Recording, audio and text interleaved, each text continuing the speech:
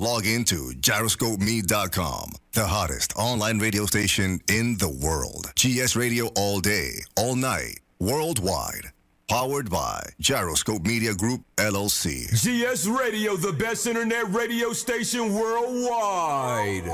Providing the best in music and talk shows. Go to www.gsradionj.com and check out the best internet station in the world. You're listening to GS Radio, internet radio station powered by GMG, LLC. In the beginning, there was Jack, and Jack had a groove.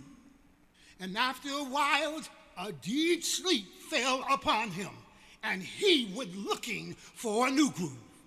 He began looking for a new nation, and it had to be a soulful nation.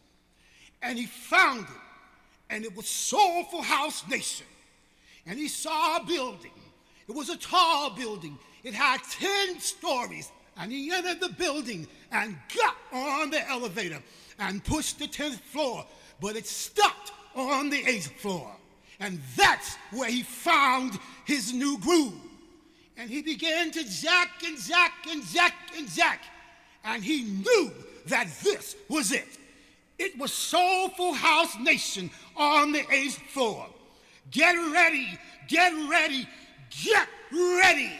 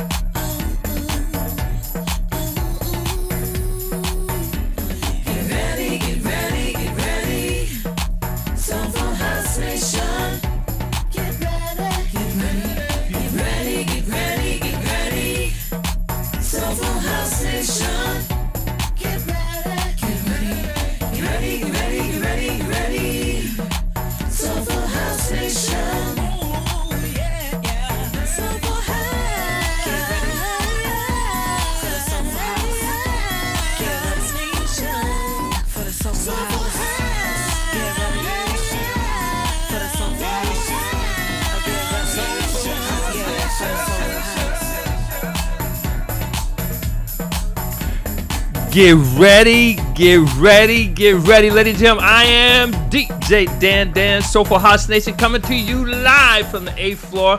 I am the unusual suspect. Ladies and gentlemen, oh my goodness, we have a good one for you today. So listen, just a quick recap here. We're going to play the number one song according to Track Source in the Soulful House category. And after that, we're going to talk to you a little bit about some stuff that's come in, some little house music news, local news here. We're going to play a classic. And after that, we're going to bring on our special guest, who is DOC Martin. Let me tell you something, ladies and gentlemen. Not only do you listen, but get your pens, your paper, your notebooks, your tablets, your cell phone, your laptops, whatever you're taking notes on. This is going to be one of those kind of shows. And then, of course, after that, we're going to go into the Shazam Free Zone. After the, we're going to play the song of the week, which is by our local favorite. That's Casio and Frankie Fusion Estate. It's called Get Loose. I got to tell you something. Like, I'm just saying, it's hot. Forget about it. It's hot, hot, hot, hot. Then we're going to go into the Shazam Free Zone. Now, the Shazam Free Zone, for those of you who know, is we play all brand new music. We don't play any repeats. We don't play any classics, et cetera, et cetera, et cetera. Of course, I know all the hits, but But that's not where we do it. We play brand new music. So I'm going to ask you to listen in, because keep in mind that anything that becomes a classic started as brand new, started underground, started somewhere where it wasn't all that known. And our purpose here is to introduce those tracks. We've had several of them that have become pretty popular. I heard in some of the nightclubs. We've played them here. But I want you to check for that, and we play it and say it. Also, I want to give Chuck Roberts of Chicago fame. In the beginning there was Jack, but he's in the beginning there. Well, anyway, for doing our opening, and then also King T Finesse and Ariel Shante for doing our theme song. Now, you can find us on Facebook, of course. You can find us on Twitter, Twitch, the website, Vimeo, and a whole bunch of other places. And, of course, it'll be posted on YouTube, et cetera, et cetera, et cetera. So we're kind of like a little bit all over the place. Thanks to you, we're getting a lot of viewers during the course of this. So let's start off with the number one song, according to Track Source, in the Soulful House category. And as usual, we're going to play a little snippet, because Facebook has this nasty, nasty little habit of shutting us down and muting us out. It's by DJ Spen, Mesa, Chris Walker, and Chris Walker's called Down With Me. Chuck, would you play a snippet?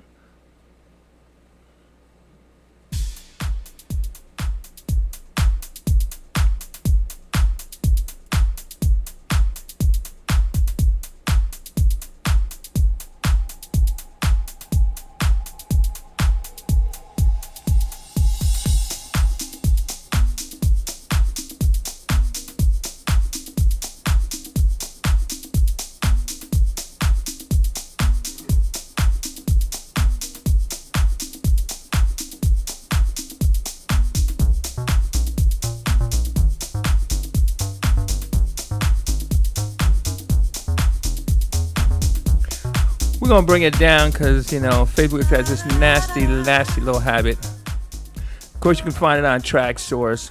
That's DJ Spen out of Baltimore, Mesa, Chris Walker. It's called Down With Me.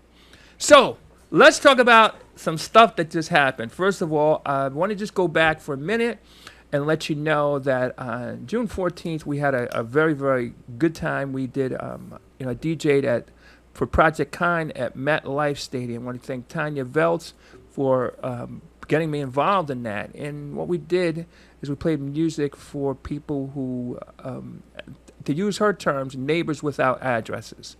So we did that. That was a lot of fun. We had a good time. The following day I came back with Patterson Housing Authority. I mean, for many of you know, I'm in the real estate business. That's my other business. And I DJ'd for their event, and they had about 800 people come out that day, so that was a good thing. Talk about ownership. Then on June 18th, I played at PNC Bank for Juneteenth. That was exciting. June 21st, KMTV. I play house music there, and I'm there every Friday from 4 to 6 playing house music. There I play a combination of new stuff, current stuff, and classics. Then Saturday, unfortunately, I was not able to make it. They had the Linden all white, and I saw it was well attended, and it went over very well. Today, as you know, our special guest, ladies and gentlemen, is DOC Martin. Woo! Woo! Next week, we have DJ Antonio Garcia, who, along with me and others who are from Patterson who love house music, and we travel all over the place. We're going to be doing some house music stuff. On July 7th for him, and July 5th, I'll be at another place and I'm going to be at the Amazing Mets thing, that club doing house music. Antonio's going to be at on Straight Street, 181 Straight Street. Let me get that straight. Anyway, Straight Street. He's going to be doing house music. Antonio is an up-and-coming DJ who's getting on more and more event cards. So big up to him. And he's going to be doing things. Then July 13th, as you know, Warrenco Park. That's going to be a big deal there. That's always a big event. That's going to be on July 13th in Warrenco Park in Roselle. Then July 8th, we have John Murray. John Murray, as you know, is from the Coffee Cave. And he did a lot of recent events. He brought in Louis Vega. He brought in Anane. He brought in let's see. Oh man, Jihad Muhammad. He brought in Mark Francis. He brought in a lot of people. And he's got a lot of events coming up, and we're going to talk about some of the other stuff he's got going. July 15th, we have DJ Jello. DJ Jello is a guy who's been on the scene for years and years and years, and we're going to have a conversation with him. July 22nd, I'm calling him the architect. He's the gentleman who his name is Gerald Roney, and he was the one who put the plan together to make Zanzibar pop. He was the one. Also, too, he had Club 88 and Brokers, and he's the guy who's behind that. And I call him the architect because he had the idea, put it down, and made it pop. And we're going to have him. Hard to get. It's been about 2 or 3 years been working on getting him, but we got him July 22nd. You want to be there on that. Then July 27th, of course, you have Lincoln Park. There's going to be a big deal there. So you got a lot of stuff going on here. So Chuck, I want to play an old school song. This is an old club song, and this is Skip Worth and Turner. I just want to play a little bit because, Faith with this nasty little habit of shutting us down and muting us out. So Chuck, you want to do it?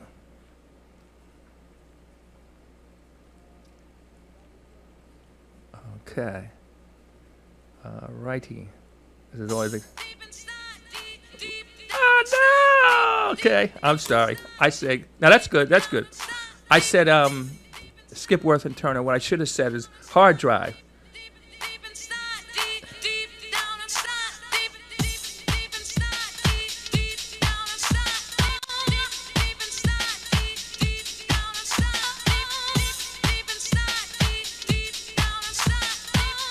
As you know.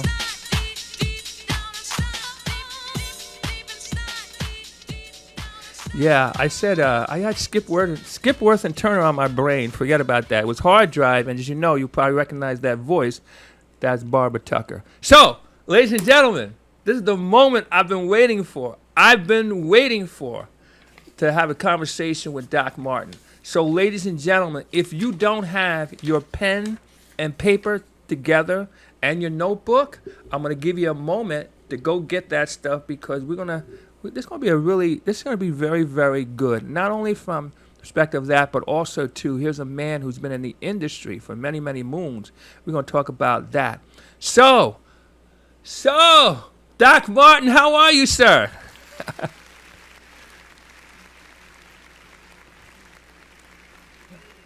Okay, I can't hear him.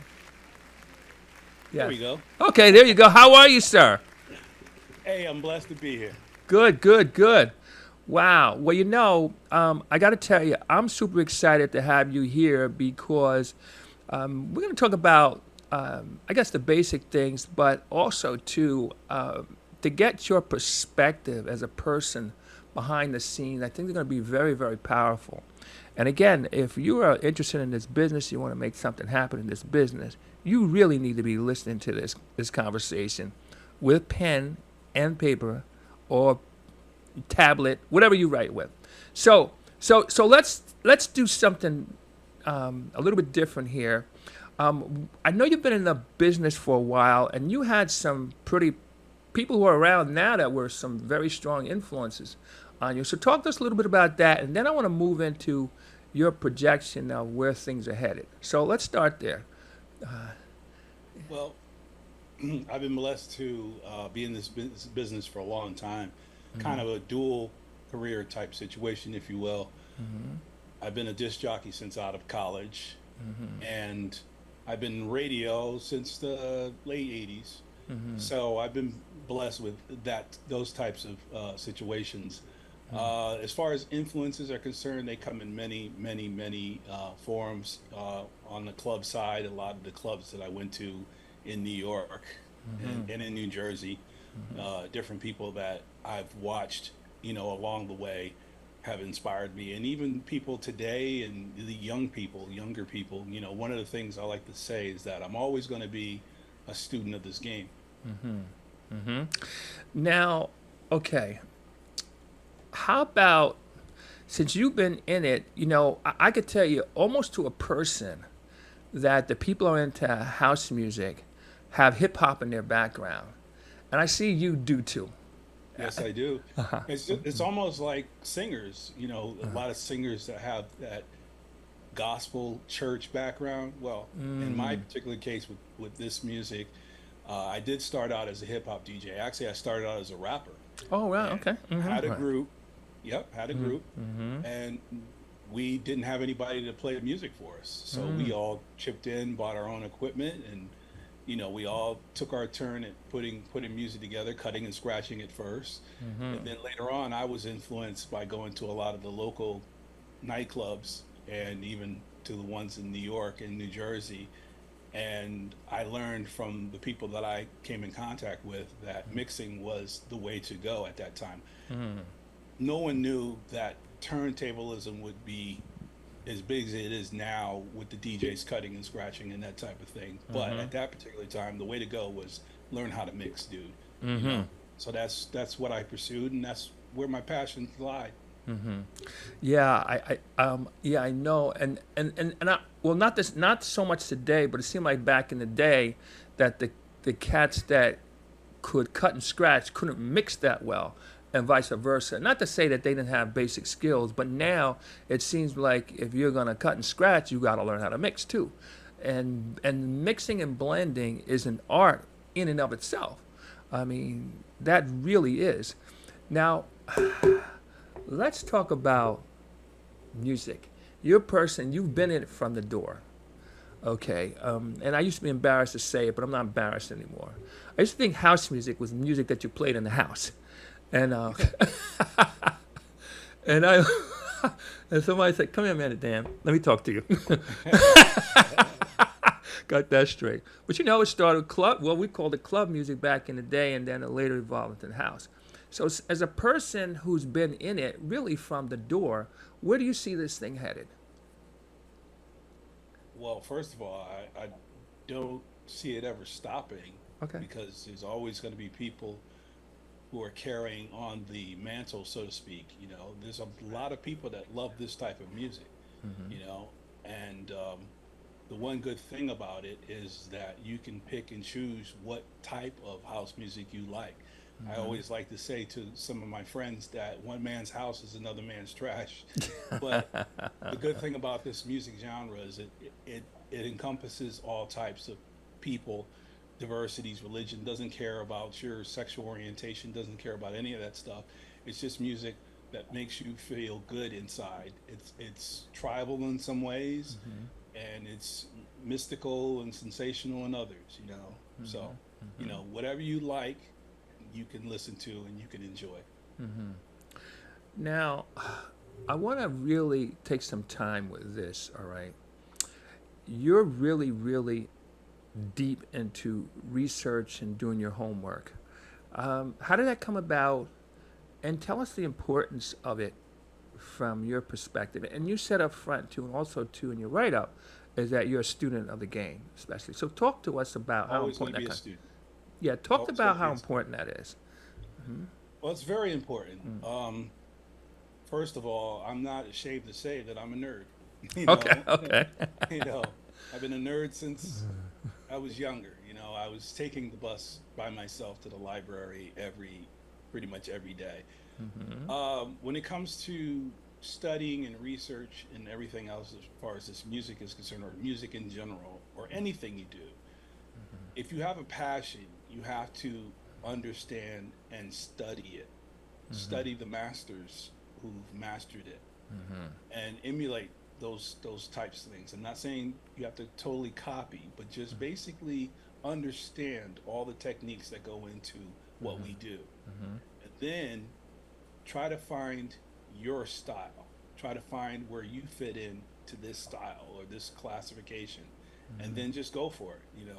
I have been fortunate and that I have studied other people, and I have taken some of the things that I've learned from them and adapted them into my own style. And I have a style, and I understand now more what I like to listen to and what I like to present on the dance floor. So talk to us a little bit about it. So I'm a person interested in playing this house music thing. So I know you had masters that you studied. Can you share some of the people that you study, or maybe even there's some people you would recommend? Say, listen, if you really want to get this, no, you don't go copy, but at least you get the blueprint. Is there any people that you would recommend? Well, like I said, everybody who's out here now has something to contribute to the game.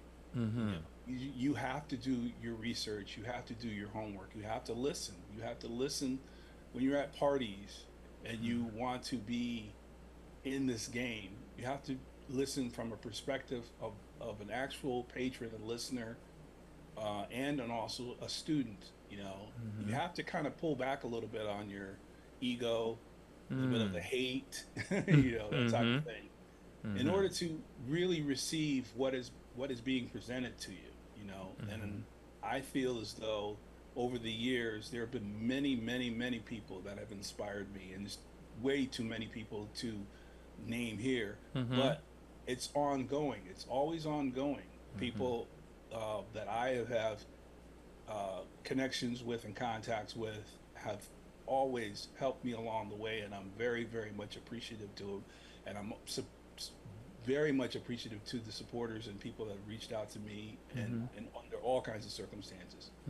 So that's what's important. You have to be humble a little bit, and you have to be able to receive what is being presented.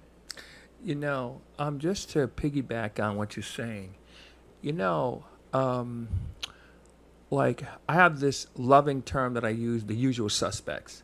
In other words, those are the people who seem to be on, and they rotate them, they shuffle the deck. They're on most of the big shows and that kind of stuff. But what a lot of people don't realize is that most of these guys have been out there for 20, 30 years, whatever, and that they didn't always start off at the top. And if you listen to their stories, for example, I had Jihad Muhammad on, and he related a story about he was supposed to do this event, the guy was supposed to show up with equipment, the guy never. So they went through a lot of that on the way to getting with it. So I think a lot of people can be discouraged if people don't say, hey, Dan, we've been looking for you. Where you been? Let me put you. I mean, talk to us about what it takes. And you mentioned paying dues and be willing to, you mentioned humble yourself, but be willing to go through the process to get where you are. Just talk to us a little about that, and hey, maybe some things that you experienced that were not exactly what you had in mind. Well, over a course of a career, a lot of things can happen, positively and negatively. I'm assuming that you're talking about in a live performance setting, as far as these usual suspects you speak of, right? You're talking about playing out and that type of thing? Playing out, getting put on, things that they had to learn. Shows and things? Yeah. Let's see. Yeah, in other words, getting on the bill. What that process was. The night, like a lot of people say, oh yeah, I want to play, but then they don't realize that a lot of times these guys are sleep starved because they played all night, but then had to get up in the morning and go cook. I mean, so there's a lot of things that happen during the course of a career. So just some of the things that. Well, like I said, I've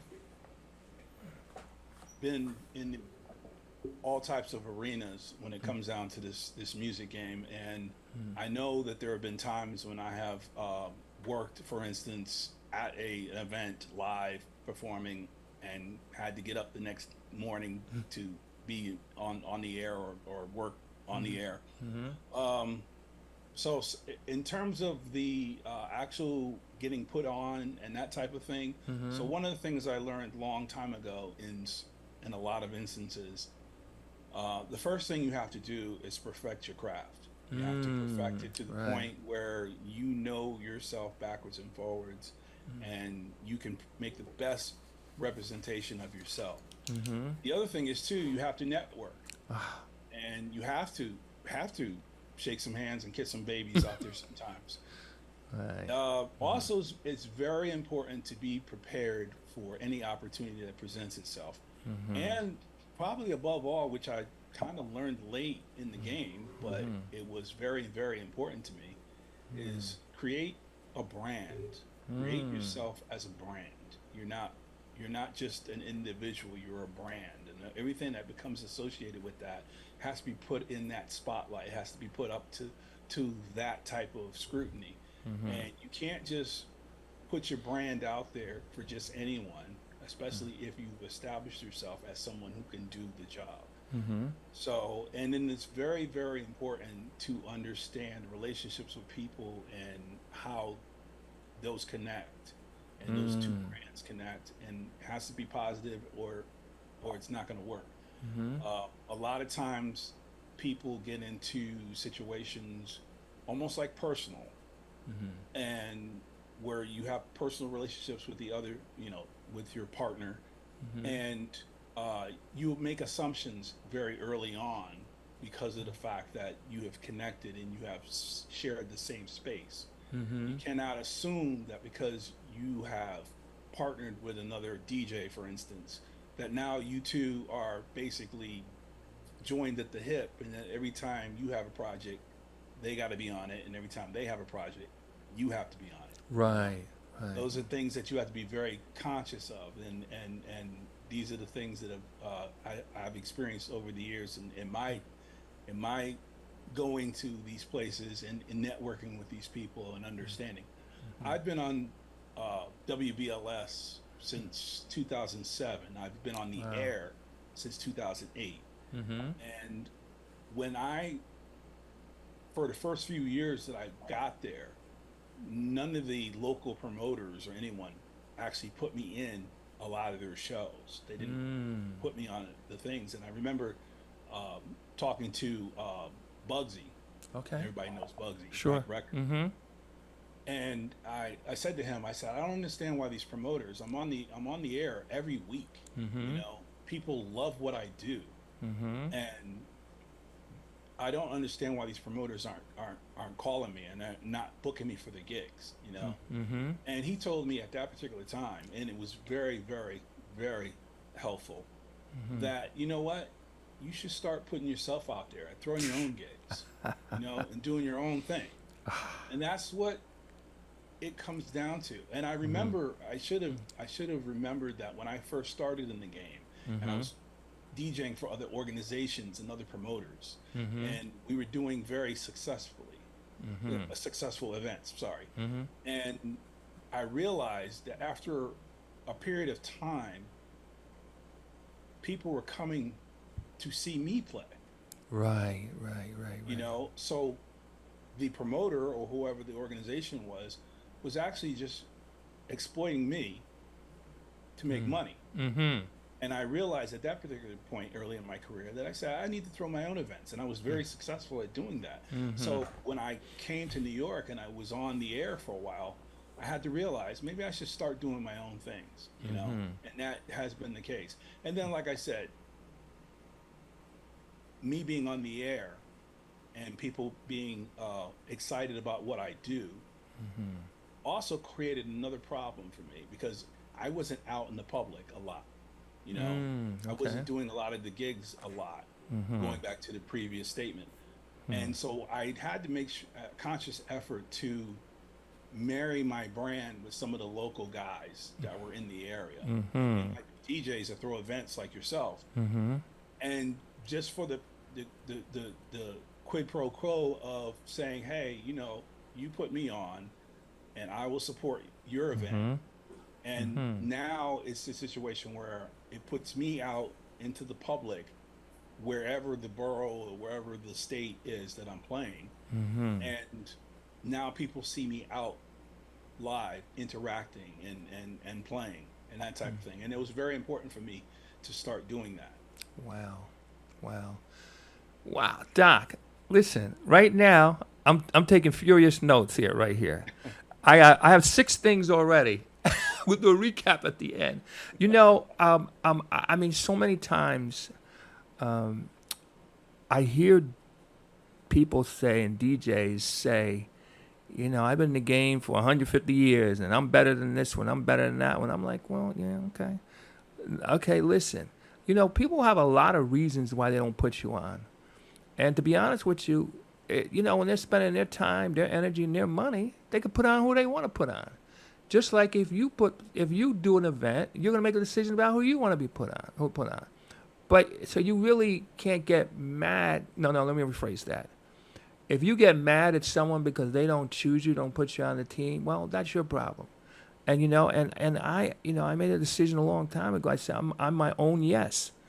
In other words, if I'm believing what I'm doing, then as I say, put your money where your mouth is. Put your time, your energy, and your money where your mouth is. And like, I'm not a Bible man. You're probably a Bible man, but somewhere along this line it says something like your people will hear your voice. So in other words, if you start doing things and start doing things a certain way, whatever, people are gonna love your flow. And matter of fact, I even had a promoter tell me, he said, Dan, listen, I'm not in the business of putting people on. I'm never going to do that. He says, I'm only looking for people who got their own following, and got their own this, and they got their own that. And other than that, I don't care if you have the goods or not. I'm not going to put you on. I said, isn't that interesting? Because, a lot of people complain, and I call them, again, I say lovingly, I call them the usual suspects, meaning that on most of these bills, you can tell, it's mostly the same group. They shuffle the deck a little bit. And I've said this, if I was to blindfold you and you didn't know who was on the bill, and I put you in, and I walked you into the room or whatever, or into the arena, for the most part, you wouldn't know who's playing. Because it's not like we're playing a whole bunch of different music, because we have our music, we cater to our crowds and we play. And so we know what they like, we know to play for them. But they get on because they've gone through this. They've been out there for years. They've gone to the events and they've worked on their craft. And these guys never miss, you got all that. You got all that going on. So, like, I totally hear you. So, listen, if you want to get on, nobody's stopping you from doing what you want to do. Especially now with all the YouTube and the forget about it. Anyway. Yeah. So, anyway. Well, I have to stress that that if you really want to, quote unquote, get put on, you can put yourself on. Do your own thing, create your own following. This is a very niche market, very, and compared to the other genres, it's very small. And even within the genre itself, it's very segmented. There's a lot of types of house music. Right. And you have to be able to find your place in the sun, your spot on the beach, so to speak, and let the sun shine on you. There's plenty of sunshine. You just have to find your spot. You can't really worry about those types of situations that you think are untouchable, because first of all, they're not really not. Also, because as we're getting older and this demographic is getting older, people are passing away. Okay, in the last 5 to 10 years, a lot of good prominent DJs have passed away. Right. So those things are happening. Now, I'm not suggesting that we should just wait for everybody to die before we get new blood into the system. I'm not suggesting that at all. But I am saying that we have to start reaching into a new pool and understanding, but the people have to demand it too as well. I hear and I see talk that, well, we have the same DJs playing the same things over and over again, and they'll complain about that.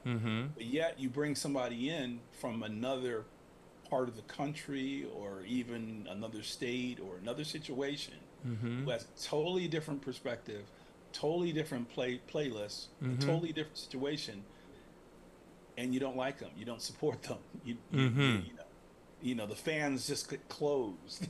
Right. You know what I mean? You know, and you're walking around and you're seeing, oh, what this vendor over here is doing, what's that vendor over here doing, or who's this over here and who's this over here. You know, there are people that are really doing their due diligence to present new musics and new situations, and the people are pretty much set in wanting to hear the same old, but complain about it. Right. I never understood that.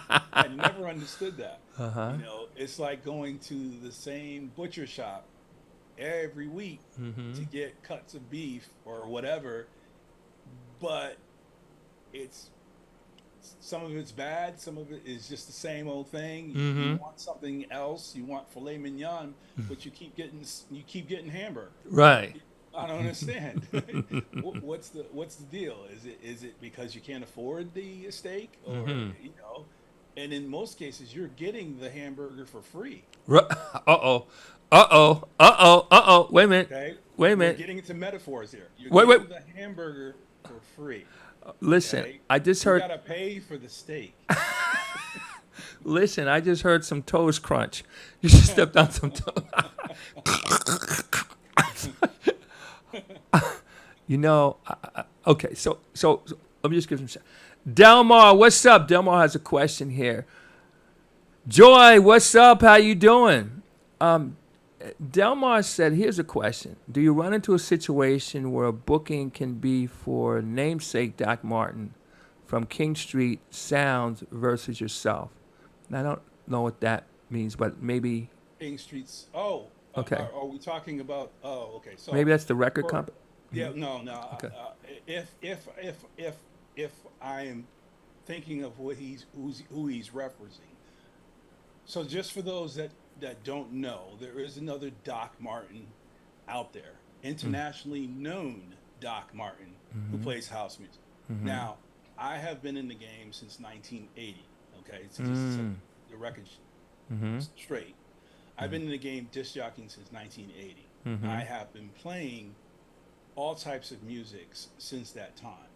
Okay, I have dedicated myself to in the last how long I've actually been on WBLS now for 16 years. So I have dedicated myself to running club classics and soulful house music. That's what I basically have built myself and then look to marry my brand with. So there is another Doc Martin from the West Coast, and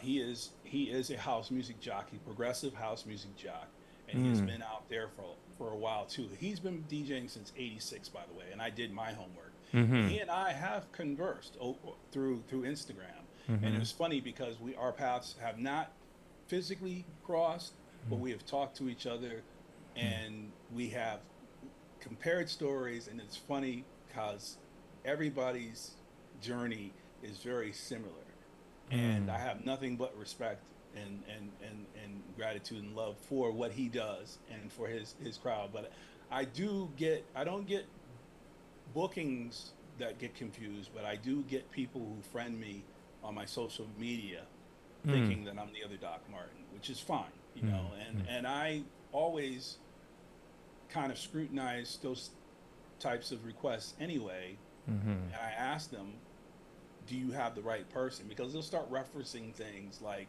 oh yeah, we were hanging out at such and such a place, or I remember you were playing at this event, blah blah blah, and they'll reference things that I had nothing to do with. So that happens, you know, but I'm proud of what I do, and I kind of likened it to the situation where you have two Dr. Dre's. Okay, you have the Dr. Dre, the producer, Right. Dr. Dre that was on Yo MTV Raps and was on Hot 97 years ago. Gotcha. You know? So there's the Dre from the West Coast and there's the Dre from the East Coast. Gotcha. I'm the Doc Martin from the East Coast. He's Doc Martin from the West Coast. So, and I always make sure that I make the distinction. I'm also Doc Martin from WBLS in New York.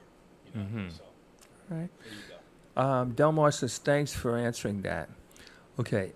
Now, here's my next question. All right. Because I'm leading up to, I really want to go into this music and thing, what we can do as a person on the side. But just tell us some of the places that you've played and any place you want to play. Played at a lot of places. Yeah. Any place You know, there's been different stages of my career Gotcha. that I have. like throughout the tri-state area, I've been involved in different events and parties and that type of thing. I've had a lot of I had I had the longest residency in Connecticut, urban residency for pretty much.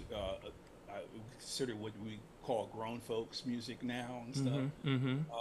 That lasted like 16 years. Wow. I've had different parties in the New York area that have lasted over, a year or so, and that in itself is an accomplishment. It We is. all know that promotions, in clubs in New York and New Jersey, if they can last 3 months, if they can last 6 months, those are accomplishments. I've been blessed to be involved in situations that have lasted over a year or two, maybe even going to year 3.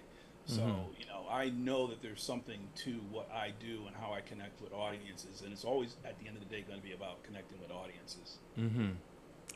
Speaking of connecting with audiences, you also too did stuff with the legendary, unfortunately passed in 2000, Frankie Crocker.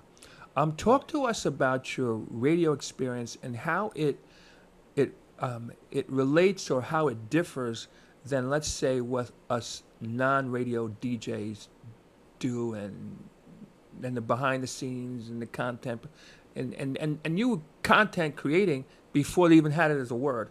Talk to us a little bit about that. Well, I've been interested in radio since I was a kid. I was walking around the house with the cassette recorder, interviewing anything and everything that Gotcha. I wanted to talk to. I started radio in college, following behind someone who I used to go to school with. And as it turned out, and what you'll see in a lot of instances here, all you have to do is be in the right place at the right time, and that other person doesn't show up, then they throw you on.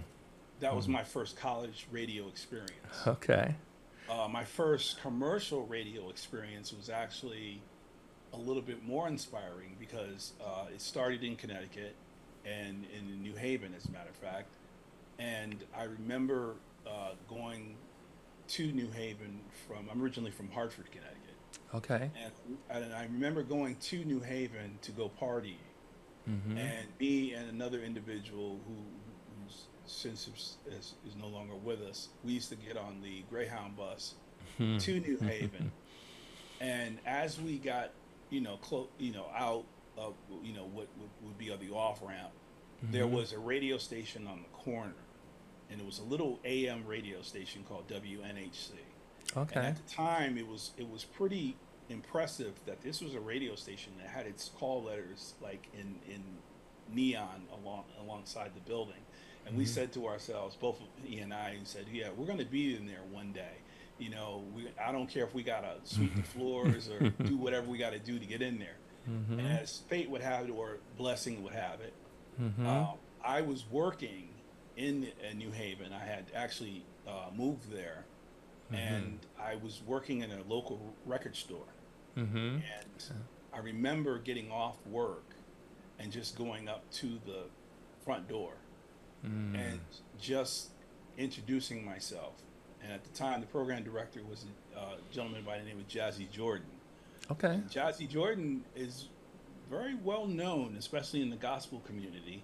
And he also had a couple auditions at WBLS, I remember, years ago. Anyway, so I came off the street, introduced myself, and I made the connection that his morning guy, the guy who was doing mornings for him at the time, a gentleman by the name of Doc Winter, used to DJ at the college that I was still DJing at. So I told him, hey, I want to do radio on a commercial level and stuff. And I was very fortunate that he said, well, listen, I got some openings coming up on the weekends. Why don't you hang out with our overnight jock and learn the ropes about how to do this thing that we call radio. Gotcha. And he didn't know that basically I had already been preparing for this situation. And this goes back to being prepared for your opportunity. And that's how you create success. You know what I'm saying? Right, right. And he put me on overnights with the other young lady. Her name is Michelle, and it's funny because I didn't know anything about rotations. I didn't know anything about song lists. I didn't know anything about certain things. The only thing I knew how to do was how to cue a record up. Okay. As a disc jockey. Uh-huh. And I knew how to talk on the mic because I had to do that while disc jockeying. Mm-hmm. So, and then after a while, like everything else I've done in my life, I read up on the situation. I listened to other people. I had very good sessions with the program directors that were, that came through during the time I was there. We had great air check sessions, and air checks were very important back then. Being able to record yourself and listen to yourself back. That's very, very important. Even now, everything we do, we should record. Right. And listen back. Because how do you get better if you don't, if you don't understand where you came from? So I was very fortunate with that type of situation. Now, you started your question with Frankie Crocker. Right. So I'll first tell you my experience with meeting Frankie for the first time. Okay. So I was already in the business. I was already working at the radio station in New Haven, and I was invited to an event in New York. It was at the Shadow nightclub, and it was the I think it was the group Groove Theory. You remember that? Sure. Group Tell Theory? me. Yes. Yeah, Tell me. Go ahead. Right, Tell me. Exactly. It It was anyway. their record release party, and I remember it very well because that was when Frankie had came back to New York. Remember, he had been let go, was out in the West Coast for a while, came back to New York, and it was a big deal about what was going to happen, how things were going to change, and everything else. And I remember that I was in the I guess the green room or whatever the little VIP room that they had and stuff. And here I was in the same space as Frankie Crocker, and I had a chance to actually come up alongside of him, introduce myself, and tell him how much he meant to me, and all the normal stuff that you do. Right. Then I got cocky. Okay. Then I said something to the effect of, "See, now that you've come back to New York, what kind of things do you think you'll do differently this time?" Okay. Okay, now this is a situation where I just met my quote-unquote idol. Uh-huh. All right. And we have had no conversation. He doesn't know me from Adam's houseplant. And he looked at me, or actually, I'm sorry, he looked through me. Okay. Okay. And said one word, nothing. Okay. Okay. And I felt like the little white girl in Malcolm X who came up to Malcolm and said, Absolutely. What can I do to further the cause? And he said nothing. Absolutely. I remember. So I will tell you that crushed me. Oh, okay. And that was my first interaction with my idol. Somebody I listened to and understood about and read about and everything else. So fast forward now, and this is how God works. Fast forward now. So I'm working for a radio syndication company in New York. This is how I first came to New York back in '97. I worked for a company called SJS. And we were responsible for putting content together for the radio. We did short form shows, we did long form shows, I did prep work and all that type of thing. Frankie Crocker had a syndicated radio show called the Classic Soul Countdown. It's in a bunch of stations all across the country, and it was also on KISS FM.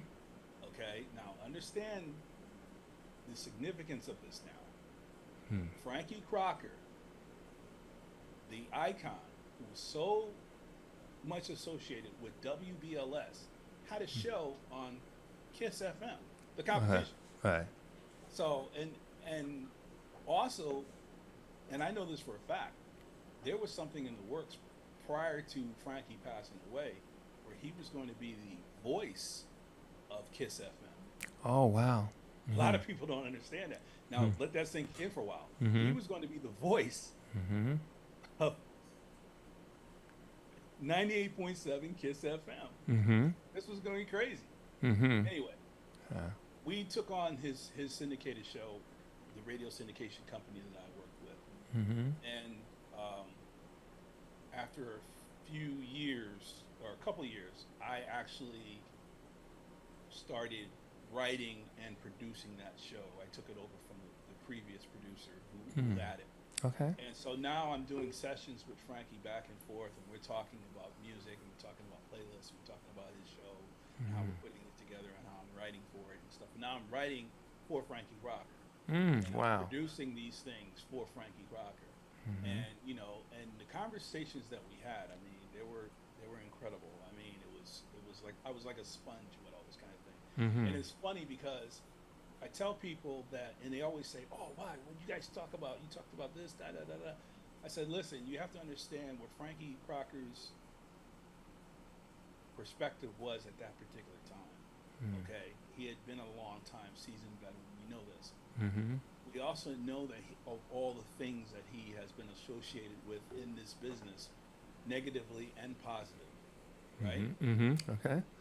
But at this stage of his life, and I used to ask him all the time, I said, Frankie, you need to take this stuff that you have and put it in a book, or put it in a movie, do something with it." Gotcha. And he always told me, I can't do that, man, because some of these people ain't dead yet. Okay. All right. So anyway, I tell people all the time that when they ask me about my experience with Frankie Rocker, Frankie was at a different stage of his point of his life right now. And he was an ordained minister. He became an ordained minister. Really? During the time, yes. During the time we were working together, he became an ordained minister. And so he wasn't into a lot of the things that had been associated with him in the past. You know what I'm saying? So he had a different demeanor, that I saw, personally. And I consider it one of the greatest times in my life as far as radio is concerned, to work side by side. And someday I'm going to release a lot of those sessions and dates that I have on this guy. I might even have to donate them to like the radio. I think there's a radio and television Hall of Fame in New York. I think I might have to donate some of this stuff too, because some of that stuff is magical, that what we did, what we were talking about. Wow. And it's very important to understand that when you're blessed to be in the presence of someone like that, and I didn't even bring up how we first met. You know what I'm saying? Okay. When you're in the presence of someone like that, it's very, very, very important not to play yourself. And be very, very, very professional. And that's one of the things that I've adapted over the years. It doesn't matter who I've worked with or who I've been blessed to be in the room with. I've always maintained a level of professionalism, and that's what's going to come out. I know how to communicate with people. And I know how to get the best out of them. I've been in some crazy rooms, and we can talk for days about stories about people that I've had contact with that at the time I couldn't believe it, but it happened, and I've been blessed in that way. Wow. In your conversations with him, and then we'll move on, were you able to look into the future and see things that are happening now that you talked about 24 years ago, 25 years ago? Well, in my rapport with Frankie, we were able to develop a trust. Frankie Crocker is an institution unto himself. He's the one that coined urban radio, urban contemporary radio. His programming style was to play good music. It was to play good music from all types of genres. I know. You heard BLS back in those days, Yes. in the 70s and early 80s. Yeah. You heard blues, you heard Yes. disco, you heard rock, you heard all types of music. Yes. Because they were, he played the popular songs of all those genres and put them together in that gumbo, and that's what people heard, and that's what they responded, and that's what made WBLS #1 back in those days. Fast forward to now, when he's doing this syndicated show. And even more importantly, we had to do a special version just for Kiss. Okay. Okay. The songs that he was playing for his national show, the Classic Soul Countdown, we had to taper back on some of the oldies, okay, because some of the oldies were from like the 60s and 70s. And radio had changed. Right. Playing that type of stuff. And where I say the trust came in, I was able to let him know what the current gatekeepers were expecting. Gotcha. You know, musically from the show. So we were able to tailor something together based on that, and he still was able to maintain his persona, you know, for being a purveyor of new musics and what's going on. How about this? Okay, so right now, today, as a person who's on the inside, I want to hear, hey, Shonda, how you doing, CJ? I want to hear our music in the daytime. And I realize that, well, I call our style of house, which is soulful, the original house music. And everything kind of came from there in terms of whether you want to, whether there's Afro, there's gospel. Well, in our community, we mostly listen to soulful, gospel, and Afro. For the most part. I'm not saying we don't veer off into anything else. But now, how do we get our music, like, not only on WBLS, but in the daytime, or even a Z100? I mean, like, okay, so let me just give you a couple parts of this question here. Okay, so how do we get that done? And then the second thing is, do we do ourselves a disservice by going after the younger market, or do we say, hey, wait a minute, there's so many people in our own demographic that we should be trying to reach out and just, hey, if the younger people come along, they come along, but reach out to that. And then also to how do we get our stuff played, except in the middle of the night? So it's kind of a two-part question there. Well, it's actually a three-part question. 3 parts. Okay. Way Got you you. put it, but Mm-hmm. okay, let me see if I can break it down to you. Okay. Because, a lot of times I get into these conversations with people who don't understand why radio is the way it is. Mm-hmm. So radio is targeted, depending on what format it is, it's targeted to a certain demographic, and that demographic can mean socio-economic and obviously age. Mm-hmm. So what we have to recognize is that things work in cycles, okay? And if you have a particular radio station, WBLS, which has been labeled as an urban contemporary radio station, there's a certain target audience within the demo that they are going directly at, okay? They range from age 25 to 54. Okay. We recognize this, okay? We've said this for many, many years. So that also means that everybody in that demo, okay, was born at a certain time, period of time. Right. Okay? And we throw all the music from that particular time, and we try to cover those areas within that thing. And the reason why they're targeted that way is because the radio stations are in the game to make money. They make money from the advertisers. If the advertisers know that a certain demo is listening to this particular radio station during these times, they will spend money to make sure their product is being heard by those people. Right. Simple formula has been working for many, many, many years.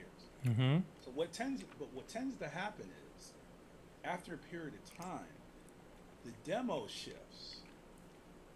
Okay. People that are 25 years old right now were born in 1999. Okay. They were listening to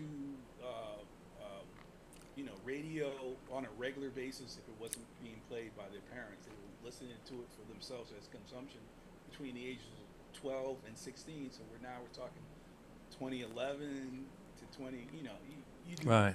Mm-hmm. So what I'm trying to get at is that we have to recognize that the demos shift, and when the demos shift, the music shifts. Mm-hmm. Okay.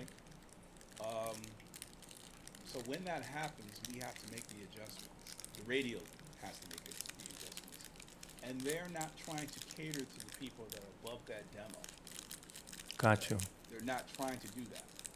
And I recognize this change 10, 15 years ago. I understood that the events that I was playing at, especially on the urban side, especially at the open format side, which we'll talk about that later on, Mm-hmm.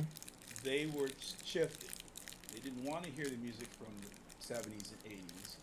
They wanted to hear 90s stuff. And then after a while, they didn't even want to hear that anymore. They just want to hear the 2000s, 2010s, and stuff now. Right. So once those demos change, you have to change how you do business. Okay, Mm-hmm. you have to adapt. Okay, one of the reasons why I have been able to survive is I've been able to adapt. Mm-hmm. So it got to a point where I could no longer compromise what I really wanted to play versus what they were selling. Got you. So that's the reason why I stopped doing every week and just did the mix master weekends. And I was fortunate to be able to marry my brand with Kevin Hedge. Mm-hmm. And now I'm doing every third Friday on his show. Mm-hmm. So we have to understand that that's what happens. It changes, and we have to change with it, or we just basically go on to the next thing. Mm-hmm. Now, getting to the point of your question about older demos or older situations versus the younger situations, Mm-hmm. we have to start letting the younger crowds into the door.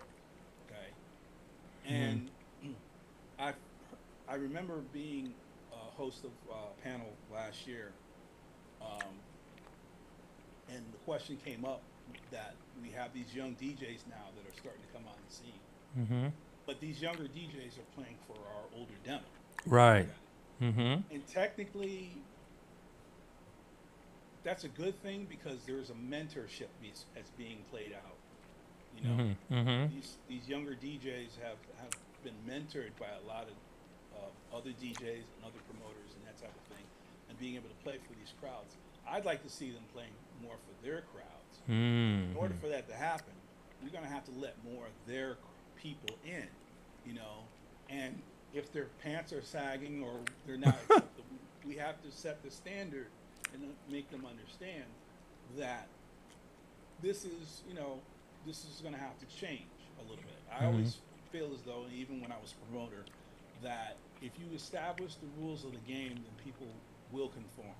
They'll have no choice but to conform. And you know, it's like these white parties that have been popping up and stuff. Mm-hmm. People aren't wearing white. Maybe you should not let them in.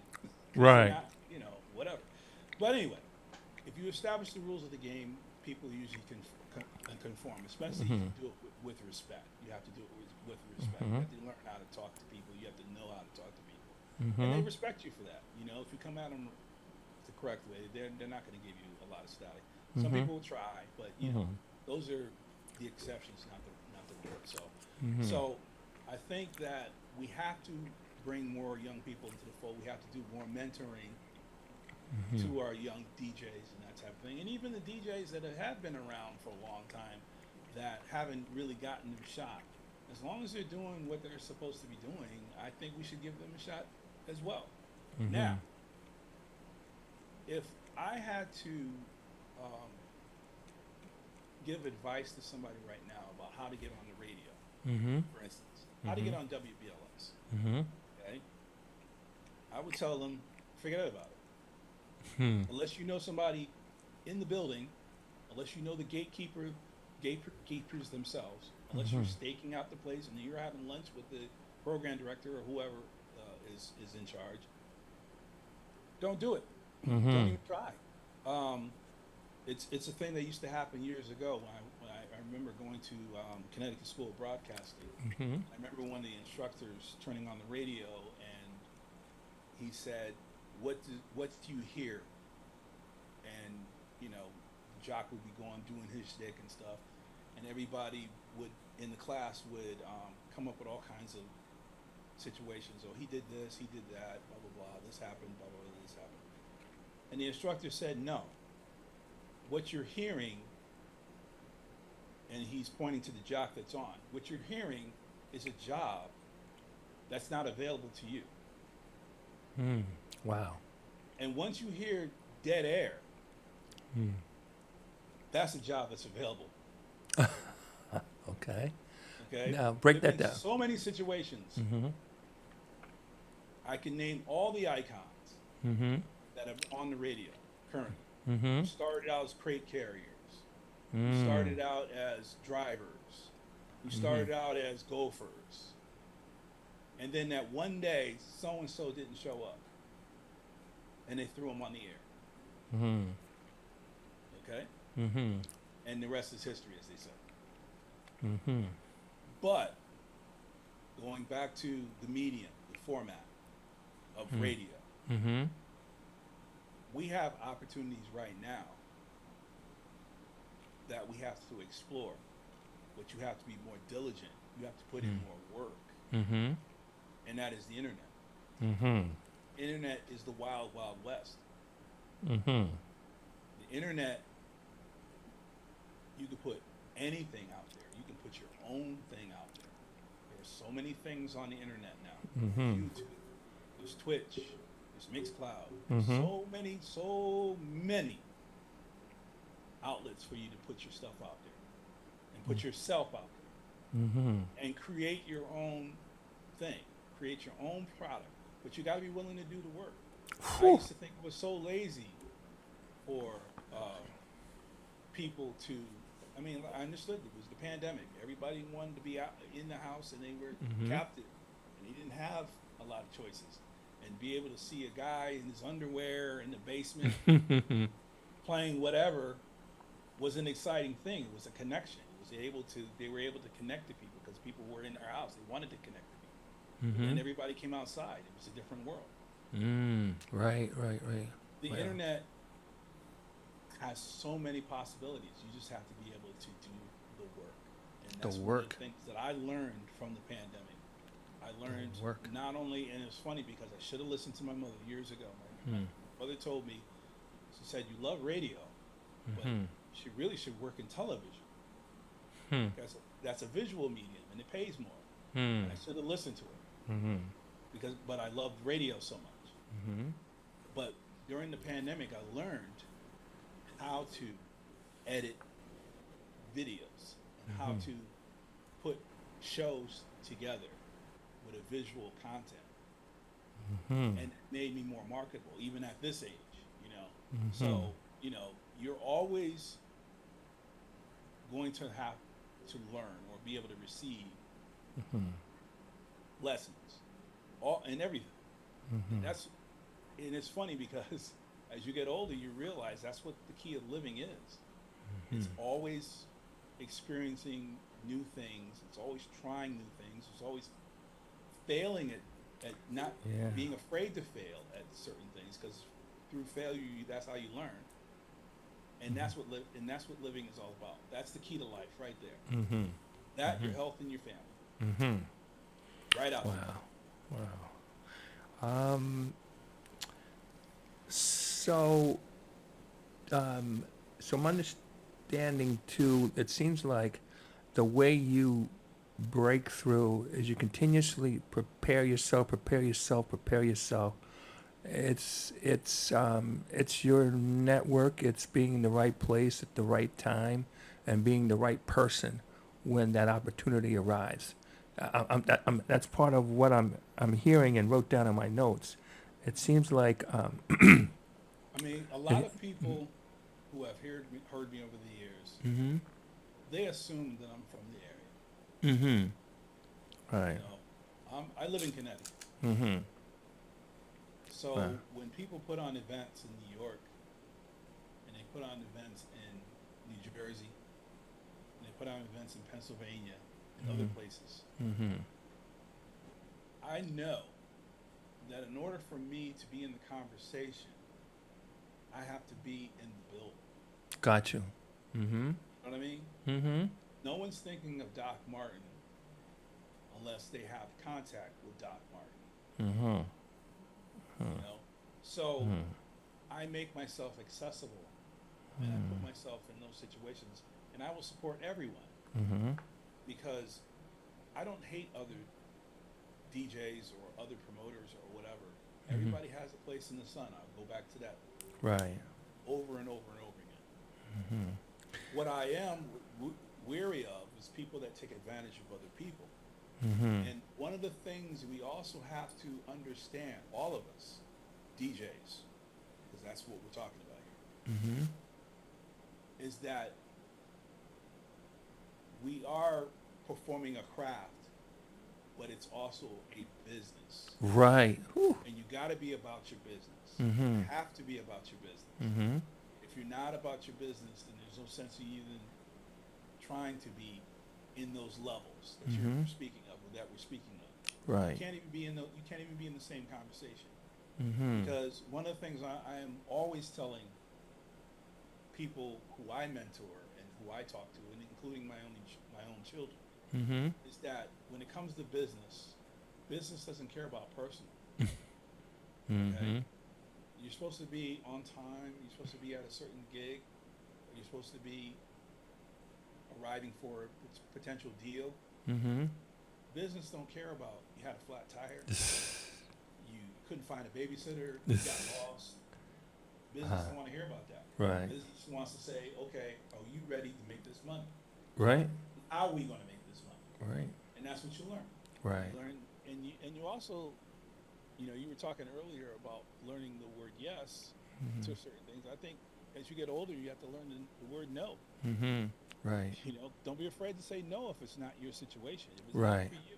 If you're not willing to put in the time, effort, or that type of thing for a situation that you know is not going to go anywhere, don't do it.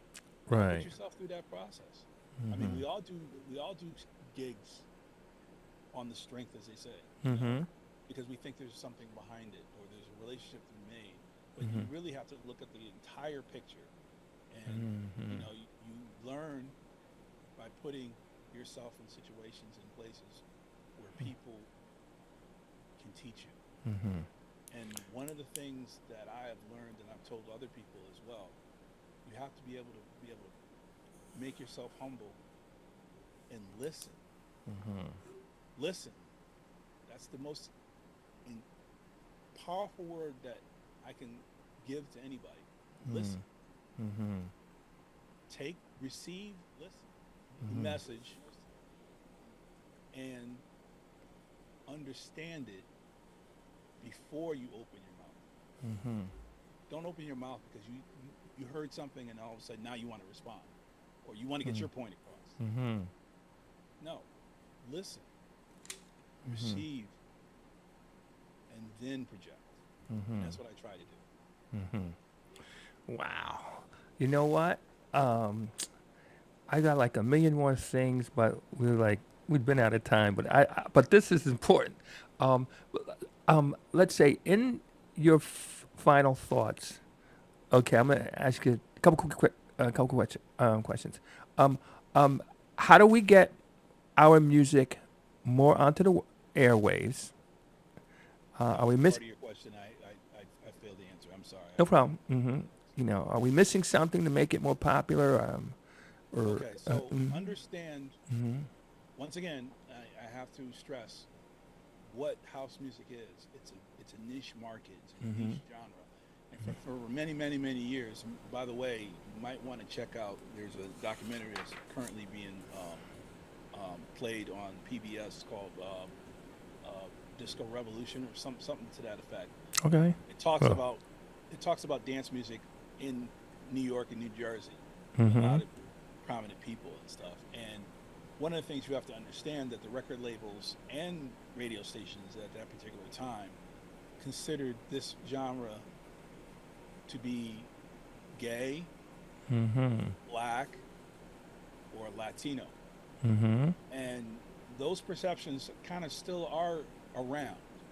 Also, there's also some stigmas from the event side and nightclubs, and that's the reason why a lot more people try to do things outdoors, with parks and stuff with permits and all that kind of thing. Mm-hmm. It's because the perception in a lot of these clubs that this particular community, this particular genre of music doesn't create a situation where people are drinking.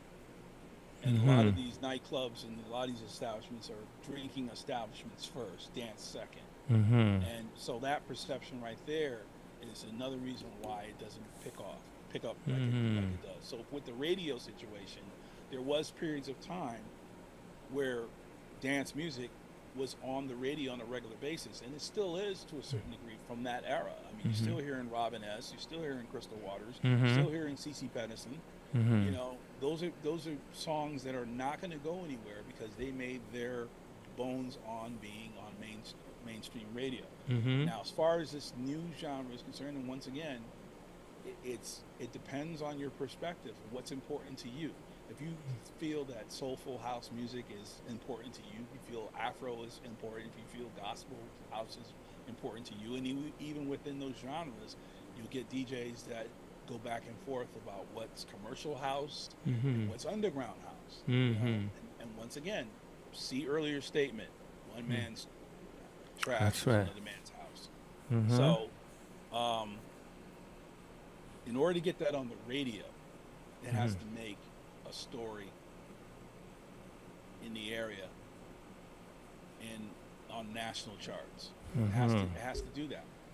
And there are still some things that get on, and you might not recognize them at first, but they do get on. And there's certain people who take on the style, i.e. Beyonce, you know, who shine the light for a period of time, and then we jump on it, and then it kind of goes back to what it was. Now you hope that when you open the door a little bit, you can get a few more people in there. But unfortunately, let's go back to the earlier statement I said, mainstream radio is targeted to a certain market, and this is what these people want to hear. And it's a young person's game. I can't stress that enough. It's a young person's game. It's always going to be a young person's game. Okay? The music we listen to, our parents didn't listen to. Hey. The music that we listen to, our children don't listen to. You know, some do, some don't. So we have to recognize that, and we have to get in where we fit in. Like I said, we have to create other avenues and other things, and we have to support them. Because if you know that you're the only person on the planet, or you think you're the only person on the planet that listens to a certain genre, chances are there's probably somebody else that feels the same way you do. You just have to find that person, and now you created a community. And that's what we have created in the Tri-State area. We've created a community. We have to love each other, we have to respect each other, and we have to support each other. And that's what we got to continue to do. And if we don't, I can't, well, let me not use that word, can't. My mother told me years ago there are two types of people in the world in terms of ignorant people. There's the ones that don't know and the ones that don't care to know. Gotcha. And we are supposed to teach the ones that don't know. And you can't do anything with the ones that don't care to know. Right. Do anything with that. You just have to basically just shake that off and move on. And that's one of the things that I try to always stay positive, and I always try to put out positive energy and receive positive energy. I repel negative energy. I repel the other way. You know, I've always been that way. Right. And I've been blessed. I have been blessed, and I'll continue to say that. My last question before we ask the last question is this. We have a lot of free outdoor events. From your perspective, does this help us or hurt us?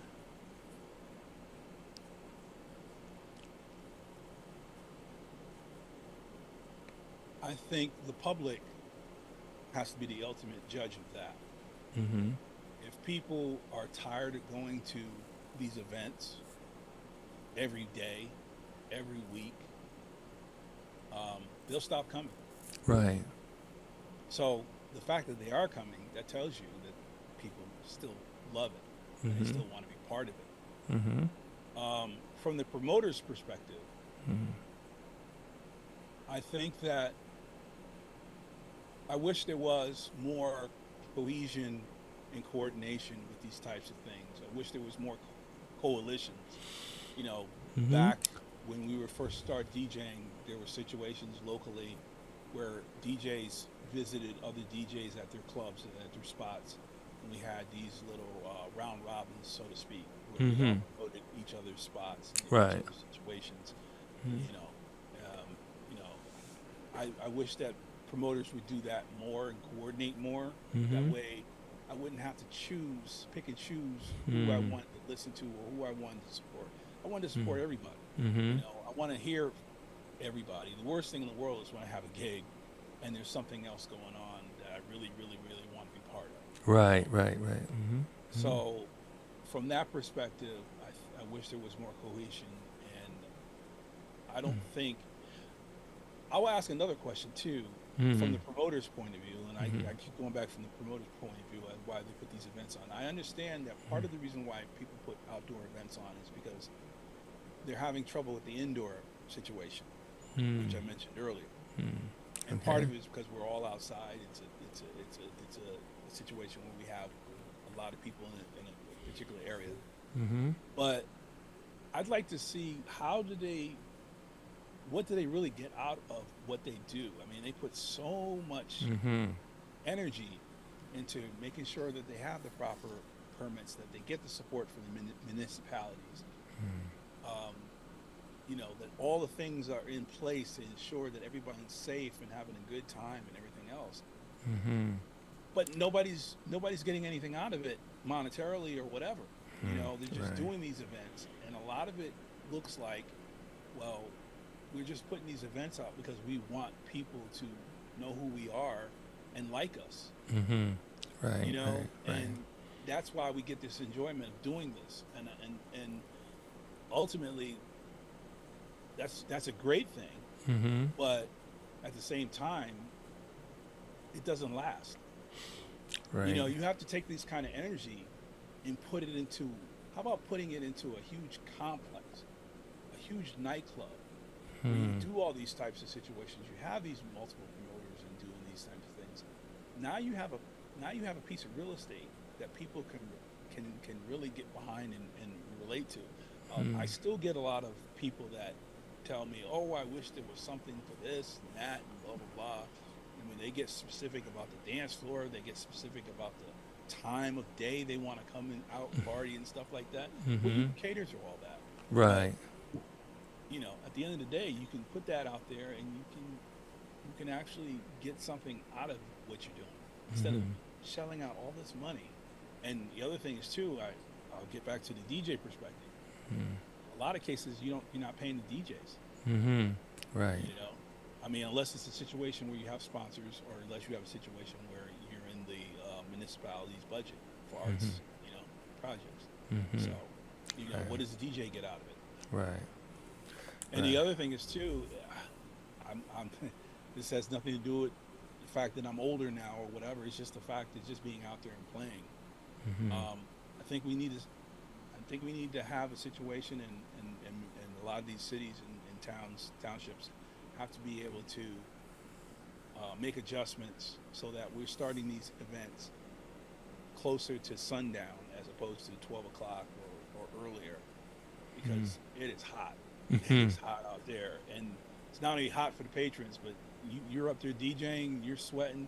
There's only a handful of people, and they're tucked all the way in the trees because they're trying to get the shade, you know. And then everybody all of a sudden starts showing up at 4 or 5 o'clock in the afternoon, and now we got a party. Well, you know, if I'm not the headliner, or if I'm not, you know, in that top 3 or whatever and stuff, I'm not gonna see any of that stuff.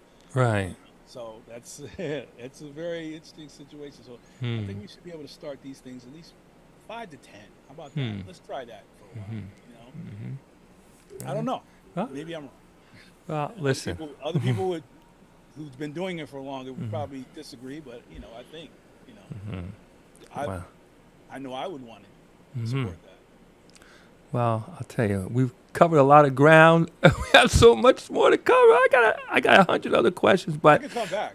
okay, all right, okay, all See, right. that's why it was very important when we talked earlier and stuff. I didn't want to get into a lot of Gotcha. where I came from and what I've done. I've been in this business for a long time. Mm-hmm. But if we want to talk about this thing we love so much, Mm-hmm.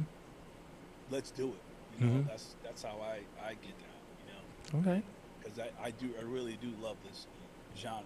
I do love this community, and I love everybody who supports me and gives me praise and gives me encouragement and even gives me criticism. You know, I'm very good with criticism. Criticism makes me better. You know? You know, the fact that people had heard me for so long but didn't know who I was, even when I showed up at some of these places and stuff. That was something I had to rectify immediately. Because I'm not a shine person. I'm not on it for the shine. You know, I'm on it for the craft, and I had to readjust. You know, and I'm living a great life right now. I'm really proud of the work I do and the work I've done. Wow. And I continue to say that I've got more to do until the Almighty shuts my eyes. You know what I'm saying? Right. If people want to follow you, support you, keep up with you, how do they do it? Very easy. I'm on Instagram and on Facebook at DJ Doc Martin. Straight up. I was there early, so I was able to get that even before the other Doc Martin. And on, you know, if you follow X, it's DJ Doc Martin 1.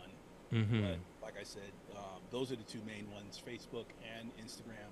Also, I'm on, you can follow me on SoundCloud for mixes. You can follow me on Mixcloud. That's primarily one of the platforms I stream to, Mixcloud, and also Twitch. Twitch is the same thing. DJ Doc Martin on both. DJ Doc Martin on both. Wow. Listen, Doc Martin, we're going to have to bring you back because it's like, no kidding, there's at least 15 things I didn't even get to. At least. But, you know, thank you so much for coming out and hanging out with us. We'll be talking soon. And, you know, we're going to go, our next phase is to go into Shazam Free Zone, and where we play only brand new music. We play it and say it, and you decide if it's a vibe or not. And if you want to join that tribe, remember that all hot music started off unknown. All hot music started off, anything that's mainstream started underground. So we're going to play some house music tracks that you haven't heard before, probably haven't heard before. And I'm going to start it off, we're going to lead off with Casio and Frankie Fusion Estevez are local legends. It's called Get Loose. We're going to start that. We're going to play about a half hour or so of all brand new music. We're going to play it and say it, and you can see if you like it. All right? So, Chuck, let's start. This is Get Loose. This is Frankie Fusion. This is Casio. We're going to play this stuff here. Doc Martin, thanks again. You're welcome to hang out, but meantime, we're going to go till about 3 o'clock. Here we go. All right, ladies and gentlemen. DJ Dan, Soulful House Nation, coming to you live from the 8th floor. I am the unusual suspect.